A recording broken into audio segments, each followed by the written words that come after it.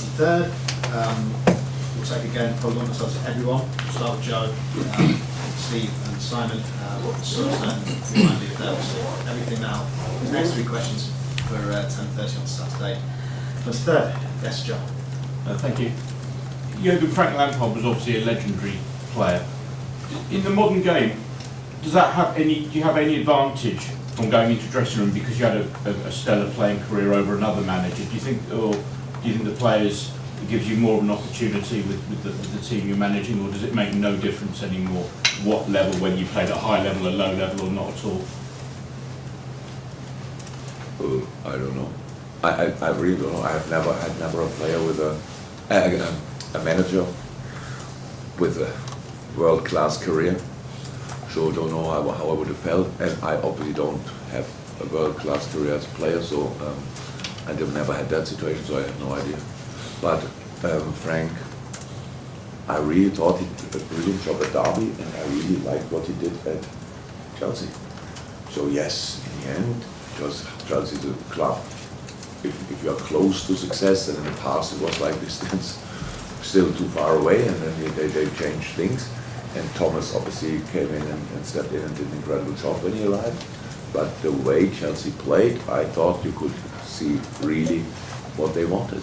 And at Derby it was obviously really good for the first job. So it's something completely different. That's a different situation when you are fighting for staying in the league. That's really different. You have to think about other stuff than when you want to improve the style you play. So make it a bit more clear what you stand for, these kind of things. That's different. I had unfortunately this situation very often in my life as well. So that's not it's not the coolest moment, but it's very satisfying as well when you get the points in. And they had that. Now they won and drew the last 2 games, and they will go for it. That's clear. Simon. Jürgen, in 2019 you had pretty much a perfect end to the season. Just missed out on the title but won the Champions League. 2020 pretty much a perfect season all the way through. Last season perfect end to the season to qualify for the top 4. Do those experiences enable you to trust in your players now that you've got this quite unique challenge of going for 4 trophies? Does that make you trust your players more because you've had that experience built up over the last 3 or 4 seasons? We don't go for 4 trophies. That would mean we think about 4 trophies, but we really don't do. We don't do. It's just we don't think about it. We don't plan now the Champions League final, for example. We think about Everton, and then we know we have not a lot of time, but short spell to think about Villarreal. So we are not. We don't make the second step before the first. That we have this kind of record, if you want, is because we always had to, we needed it as well. I don't think we could ever afford to drop points in that period of the season, we can say. We put ourselves under pressure and then we had to deliver. That's what the boys did. I didn't need that the last season as a proof that the boys can do that. I trust this group more than I can say. But it was never easy, and that's the only thing you have to remember. And it will not be easy this year. It will be incredibly difficult. But the only way I know is to do it really step by step, game by game, and that's that worked for us in the past, and that's what we try again. So.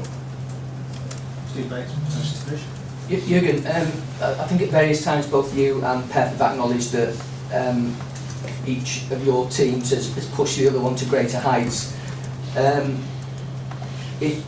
Is there a frustration though that you might miss out on 2 titles by maybe a point?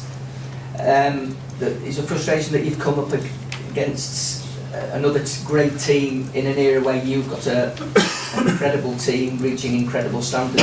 Is that a frustration that you might not win what maybe this team deserves? No, I know what you mean. Besides, I think I said it before. If Man City would not be there, we probably would have won more at least.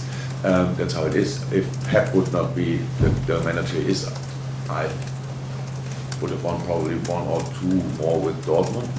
And the cup final maybe, stuff like this. No, it's not at all frustrating. I always respected in my life, and if somebody was better than me, that's easy because so many people are better than me. And when you were in school, I never hated the guy who was best in the class and thought, oh, why are you so good? Never. I think life makes absolute sense that you learn to accept your own strengths and weaknesses, and maybe a little bit on the strength, these kind of things. It's absolutely fine. I feel a little bit for our people. It would be nice if they could celebrate more often, but that's it. For me, a second place. When I look back on my career, I will not think, we're only second. I'm not that person. So I enjoy the journey a lot.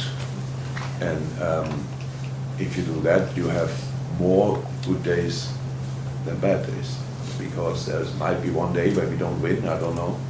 That's not a good day, but all the others leading to that day were really good. And if you don't appreciate them, then that's you make a mistake, because that makes your life less enjoyable. And, do you think the team will still get the respect and be seen as a great team even if you don't have the titles? No, probably not.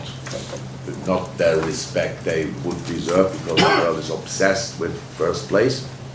It's fine. But they get enough respect if you know. But we are not. We talk now. That's really funny here. Most of the time we talk about we win everything, and now we talk about we win nothing. So let's just try to get something out of the season, and then we will see. But I know so far this is an outstanding season. Outstanding season.